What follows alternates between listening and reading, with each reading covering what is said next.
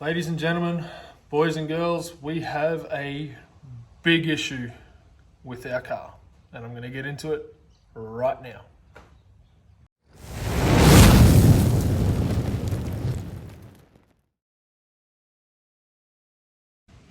Alright, so when I started this project, I knew it wasn't going to save me money, for sure.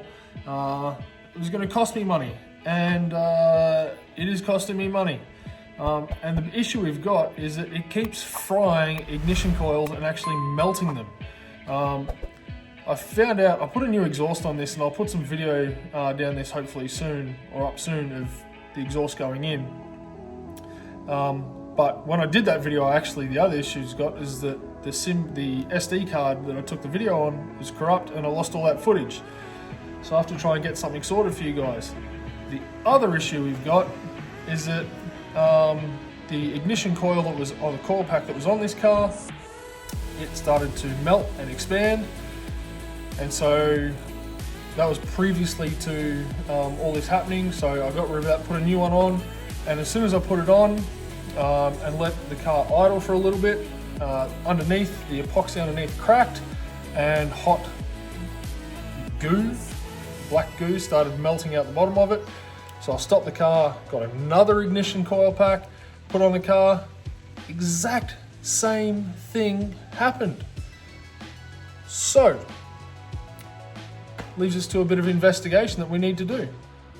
And here we have the trouble area that we are working on. So we've got our engine, coil pack goes in that area just down there.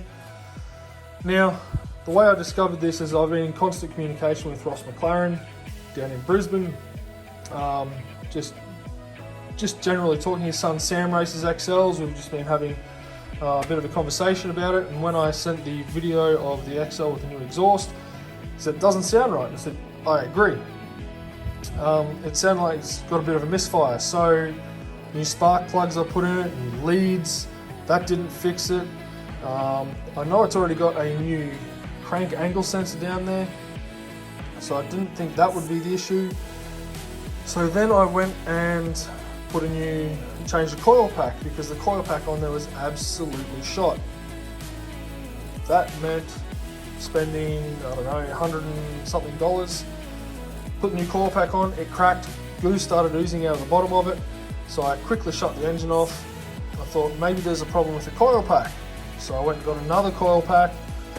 This time I didn't want to wait for one to arrive in the mail, paid way too much money for one, and it did the exact same thing. So we have an issue somewhere in our electrical system. Now, you'll notice these wires here, I've had to tried replacing them. That could be the issue, it could be just my stupidity, I don't know, hopefully not. But I have another coil pack on the way, hopefully it works, and I'm actually going to get an auto electrician out to come and have a look at this and actually try and diagnose the problem.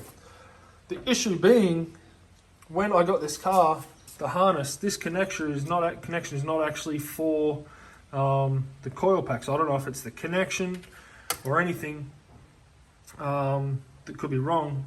I can't find the harness side connector for the coil pack anywhere. I tried looking at going to Hyundai, the manufacturer of this car. They couldn't access it.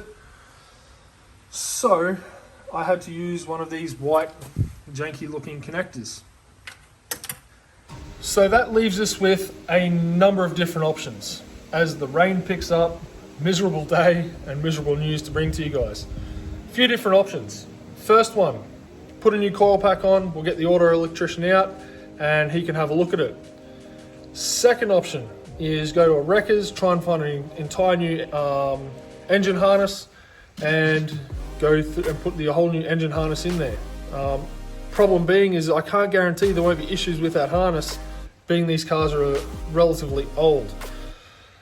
Third option is go to Hyundai, and I spoke to the guy, he can get a new engine harness for me, but it's going to be $800 for a new engine harness.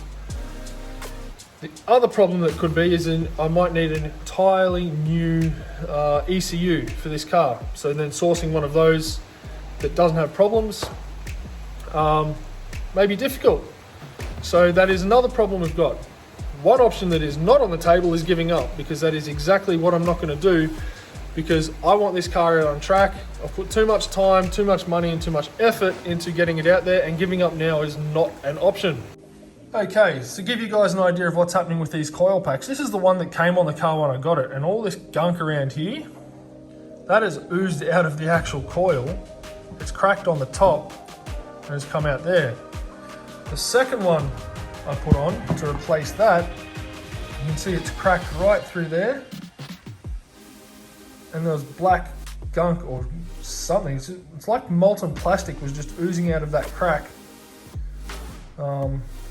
And just, yeah, it's just destroyed that one. And then the third one I put on, the exact same thing, right through there. So there must be something with this side of the coil that is either overheating and cracking and forcing some sort of molten plastic to come out of there and melting the insides of this coil. So that leads me to getting an auto electrician out when the new coil pack arrives and putting it in this car and hoping nothing happens, because I'm not an auto electrician, and hopefully they'll be able to come out and diagnose what is actually wrong. In the meantime, if you're watching this video, drop a comment down below and tell me what I should do. Should I just go and pillage another car at a wreckers and try and find the engine harness, possibly another ECU? And if I'm doing that, if it's got another engine that's good enough for these cars, do I pillage that and take that home? So I've got a spare engine that I can then rebuild and get that right to put into a car just in case something happens to this engine. Or do I go down the route of entirely new engine harness if it's available, and there's some here in Australia because they are getting hard to find, paying the $800 and doing that? Or do I just keep trying to find the issue with this wiring harness and see what the auto electrician does, which I'm going to get him out anyway because he knows what he's talking about. But unfortunately, we've got problems and I've got to solve them. That leads me to the next video that's coming, is how I'm going to pay for all this, because my wife wants to save money. She doesn't want it all going on the car, so I had to find a side hustle. And that's how I'm affording the build of this car. And I'm going to be showing you exactly how we do that very next video. So until then, guys, hang tight. Hopefully I have an answer for you soon of what we're going to be doing with this car and how we're going to be fixing it. But until then, have a fantastic week, and I'll see you soon.